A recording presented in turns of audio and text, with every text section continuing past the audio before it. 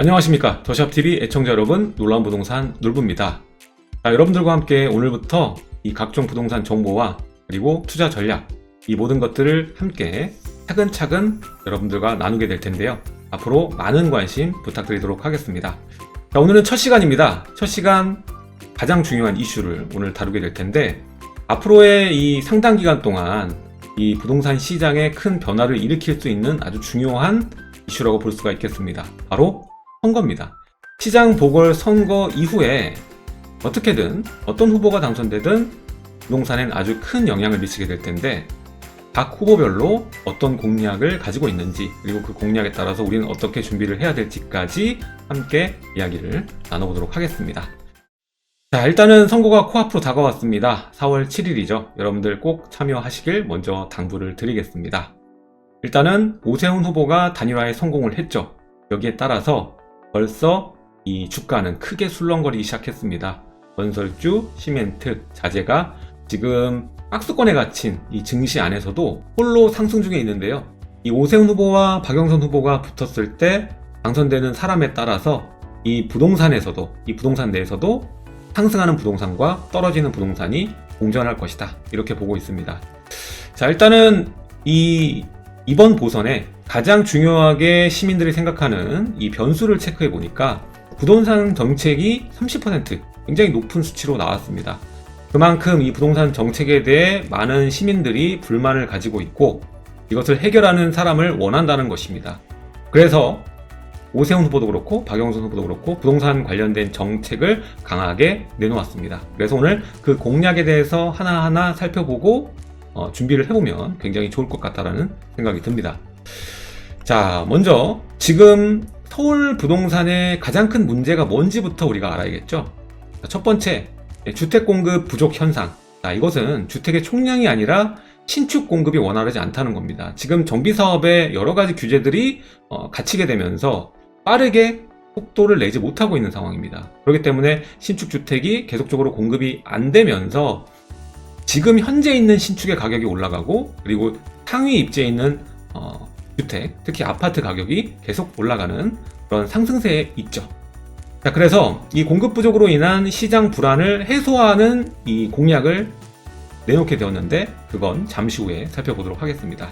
그리고 두 번째 문제는요, 이 매매가와 전세가가 지금 계속적으로 상승해 왔죠. 지금 역대 최장의 상승기라고 얘기를 하고 있는데, 자, 이로 인해서 서울권에 계신 분들은 이 주거비용 자체가 크게 올라갔습니다. 매매가도 엄청나게 올랐고 전세가도 임대 입법도 결합되는 바람에 상당히 많이 올랐기 때문에 서울에서는 도저히 살 수 없는 인구들이 증가했고, 그 인구가 서울의 외곽이나 수도권까지 밀려서 이렇게 전출 인구가 지속적으로 증가하는 모습까지 보여주고 있습니다. 자, 그리고 이뿐만이 아니라 이 상위 주택과 하위 주택의 가격차가 심화되고 있는데 양극화라고 하죠. 자, 일단은 최근에 이 규제로 인해서 20년, 21년장은 실수요자 시장이라고 보시면 될 것 같습니다. 그래서 중저가 시장이 규제를 약간 피하는, 대출이 좀 더 많이 되기 때문에 수요자들 선호가 이어졌고, 지속적으로 상승해 오면서 총 상승기를 결합을 해보니까 이 강남 등지와 같은 우수입지보다 상승률로 봤을 때는 이런 수도권과 서울 외곽에 있는 주택들의 상승률이 더 높았다. 하지만 고가 아파트와 저가 아파트의 가격 차이는 상승률과는 다릅니다. 가격 차이가 엄청나게 많이 벌어져 있습니다. 자, 그래서 율보다는 가격적으로 가야 된다는 것이죠. 그래서 이 양극화, 가격차 심화를 어떻게 극복할 수 있는지, 여기에 대한 공약도 굉장히 중요하다고 볼 수가 있겠고요. 또 최근에 이 3기 신도시 관련해서 여러 가지 이슈가 있었죠. 논란이 있었죠. 이 투기 논란이 있었기 때문에 지금 신뢰, 이 정치권에 대한 신뢰도 어느 정도 극복을 해야 하는 그런 하락 회복 공약도 필요해 보입니다. 아무튼 간에 이 모든 것을 결합해서 주택 공급을 현실성 있고 또 빠르게 공급할 수 있게 만들어주는 공약을 펼치는 것이 중요하겠다라고 정리를 해볼 수가 있겠습니다. 따라서 각 후보는 여기에 맞춰서, 이 포커스에 맞춰서 부동산 정책에 사활을 걸고 있는 상황이다라고 볼 수가 있겠습니다. 그러면 각 후보들의 공약을 한번 살펴보도록 하겠습니다. 먼저 박영선 후보입니다. 이 박영선 후보의 키워드는 바로 공공입니다. 그래서 공공주도 공급 활성화, 그래서 지금까지 얘기 나온 공공재개발, 그리고 공공재건축, 그리고 이사대책에 나왔던 이 복합정비사업까지 해서 공공이 주도한 사업을 얘기를 하고 있는 것입니다. 그래서 이 중에서 이제 시유지와, 서울 같은 경우에는 시유지와 국유지를 활용해서 토지 임대부로 저렴하게 아파트를 공급하겠다라는 것이 공약인데, 무려 가격이 평당 1,000만 원을 공약으로 내걸었습니다.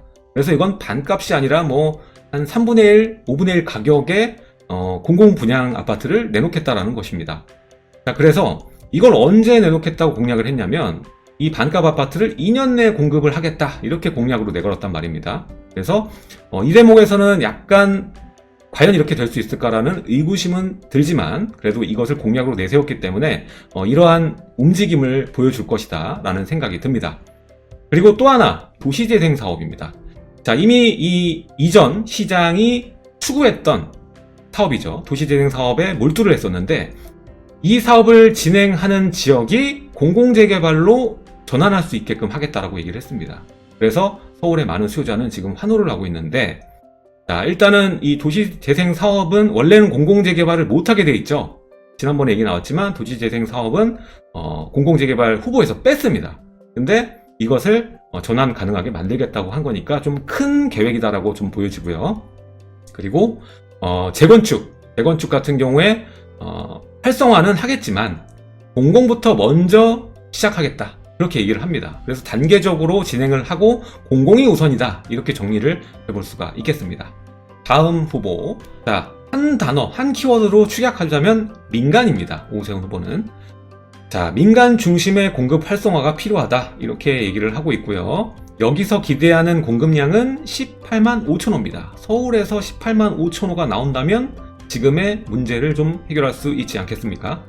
자, 그리고 뿐만 아니라 민간의 플러스에서 공공 얘기가 나왔었죠. 그래서 공공 개발까지 포함해서 서울 내 36만 가구 공급을 공약으로 내걸었습니다. 자, 그리고 중요한 부분 중 하나인데요. 2종 일반 주거지역을 현재 7층 이하로 규제가 되어 있는데 이 층수 제한을 폐지하겠다라는 공약을 내걸었습니다. 자, 이게 해결이 된다라면은 아파트가 아닌 다른 주택들, 다가구, 다세대 주택들도 급속도로 빠른 공급을 하게 될 겁니다. 왜냐하면은 층 제한이 폐지가 되니까 사업성이 좋아지죠. 사업성이 보완되면서 여러 시공사와 시행사들이 경쟁을 할 것이고, 일시적으로는 지가가 오를 수 있겠지만 많은 공급으로 인해서 임대가와 매매가가 떨어질 수 있는, 조정될 수 있는 계기가 될 수 있다라고 저는 보고 있습니다. 그래서 중요한 공약이라고 볼 수 있고요. 이 대목에서 그래도 좀 전문적인 생각을, 공약을 하고 있구나 라는 생각을 좀 했습니다. 그리고 주거지역 용적률 상향, 이 부분은 예전부터 나왔던 부분이죠. 그래서 지금 현재 룰을 폐지하고 더 높게 지을 수 있게끔 만들어서 주택 공급을 원활하게 만들겠다라는 것이고요. 그리고 한강변에 있는 35층 제한 폐지, 그리고 최대 50층까지 건설할 수 있도록 하겠다라는 내용인데, 이거는 예전에 재임 시절 한강 르네상스를 통해서 보였던 거죠. 이 합정 부근에 있는 전략정비구역과 그리고 성수 전략정비구역을 통해서 고층 아파트 제공할 수 있게끔 토대를 마련하겠다라는 것이고요. 또 그리고 양도세 중과 폐지, 그리고 공시가 상한선 명시라는 공약을 내세웠는데요. 이거는 많은 서울권에 계신, 또 전국에 계신 분들이 원하시는 거죠.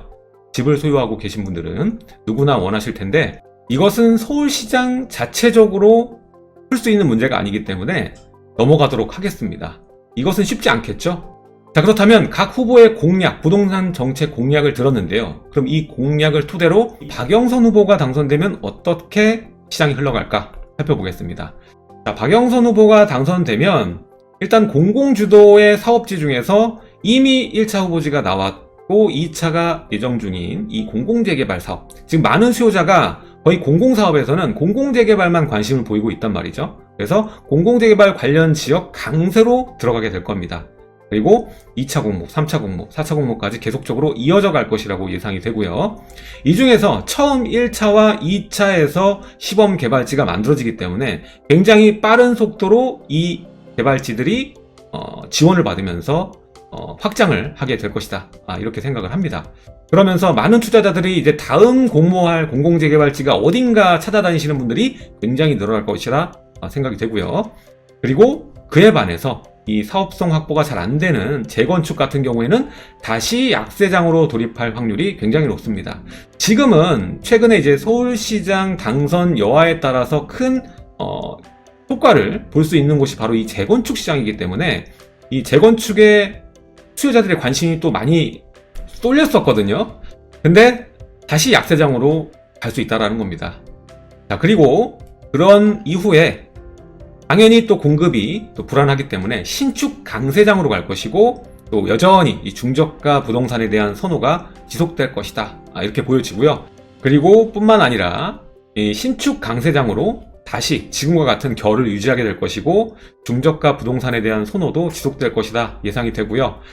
투자 전략을 어떻게 세워야 되나 이렇게 생각을 해보면, 주택의 규제는 여전히 이 강세로 갈 것이기 때문에 오히려 상대적으로 덜 오른 이 대체주택, 특히 뭐 요즘에 유행인 아파텔이나 아니면은 비주택, 상가나 빌딩 시장의 수요자들의 관심이 많이 쏠릴 것이다, 이렇게 생각이 듭니다. 그래서 투자 전략은 이쪽으로 잡는 것이 유망해 보인다 라고 생각이 됩니다. 오세훈 후보가 당선되면 어떻게 될까? 일단은 처음 이 사업지에 대한 공약 이행을 위한 속도가 굉장히 빠를 것이라고 예상이 됩니다.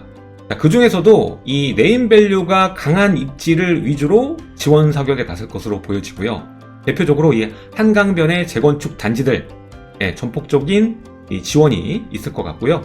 그리고 목동과 노원의 대규모 이 재건축 해야 되는 그런 아파트들이 모여있는 거주벨트 라인에 좀 지원이 될 것이라고 보여집니다.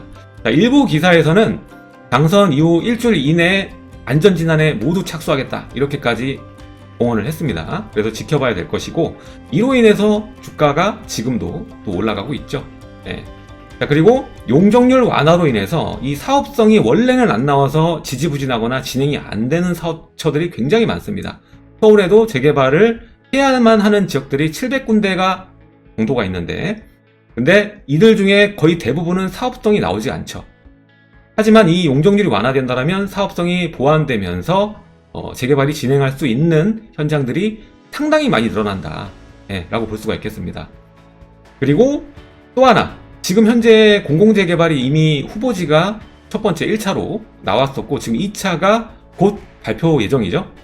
근데 이번에 당선이 되게 되면은 이 서울권 내 공공재개발 후보지 같은 경우에도 공공재개발을 안 하고 민간으로 전환하는 이 사업구역, 그러니까 현장들이 굉장히 많이 늘어날 거라고 전 예상이 됩니다. 그래서 지금 현재 이러한 지역들에 여러분들이 만약에 투자를 전략적으로 접근을 한다면 작은 금액으로 큰 효과를 볼 수 있는 지역들이 상당히 많아 보입니다. 자, 이렇게 두 후보에 대한 공약과 또 시장의 방향까지 한번 살펴봤는데요. 어떠셨습니까? 여러분들께 많은 도움이 되셨는지 모르겠습니다. 다음번에도 여러분들께 굉장히 많은 정보를 따들고 제가 와서 설명을 해드리는 시간, 더샵TV에서 함께 하도록 하겠습니다. 지금까지 시청해주셔서 감사드리고요. 앞으로도 더샵TV 많은 사랑 부탁드리겠습니다. 지금까지 시청해주셔서 감사드립니다.